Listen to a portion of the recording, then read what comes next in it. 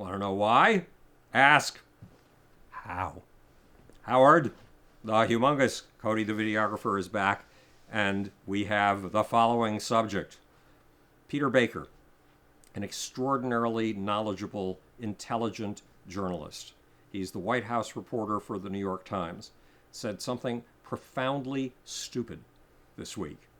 He said about terrorism, Islamic terrorism, Americans are more likely to die in a car crash, drown in a bathtub, or be struck by lightning than be killed by a terrorist.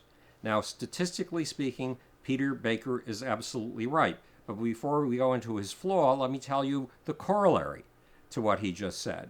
He said that Americans might just have to get used to a low level of terrorism on a regular basis. What's wrong with this?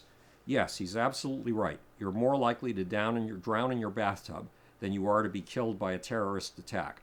In 1933, in Germany, a guy named Adolf Hitler and his party, the Nazi Party, won the election. And if Peter Baker had been reporting for Der Zeit, or one of the major German publications, he could have told you with absolute truth that even though Hitler had brown shirts and even though they were beating people up around the country, you were more likely to drown in your bathtub than you were to be killed by a Nazi. So what would have been wrong with Peter Baker's statement in 1933? A failure to see the future, a failure to be concerned about the future.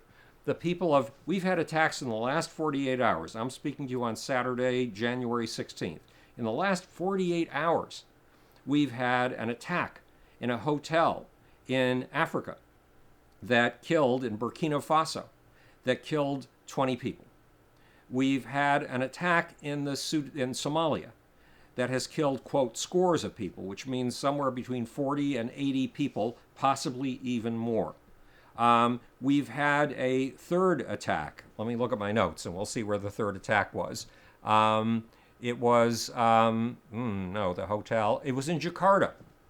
Now, this was a muffed attack because only 2 innocent civilians were killed and 3 of the terrorists were killed. But it demonstrated the reach of the jihadist groups.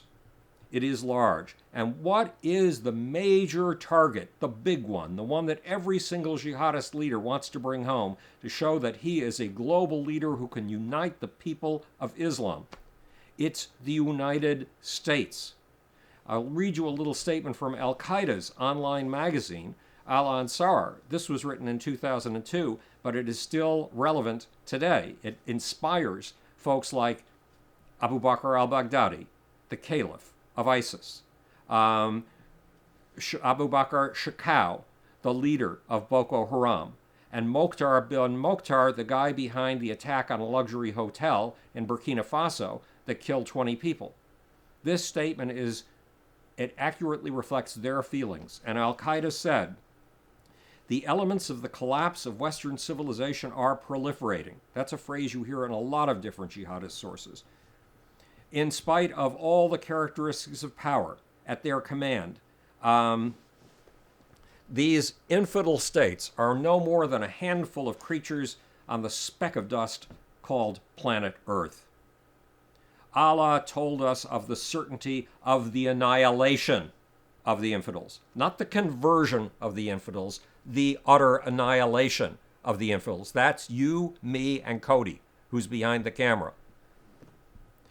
By means, let's start that again so you get the whole quote. Allah has told us of the certainty of the annihilation of the infidels by means of the Muslim group, which would, in accordance with the Islamic commandment, torture them. That means torturing you and me. The question now on the agenda is, how is the torture Allah wants done at our hands to be carried out? And another jihadist leader said to AP, the Associated Press, we may just have to kill 4 million Americans to turn America into what it must be, a land of God, a land of Sharia, a land of Muslims. And there was another quote I tried to find for you tonight in which the figure given was 10 million Americans. This is a little bit more than the risk of drowning in your bathtub. Peter Baker, wake up. This is Howard the Humongous, speaking to you from the future, that it's your job and my job to make, or, want to know why, ask how.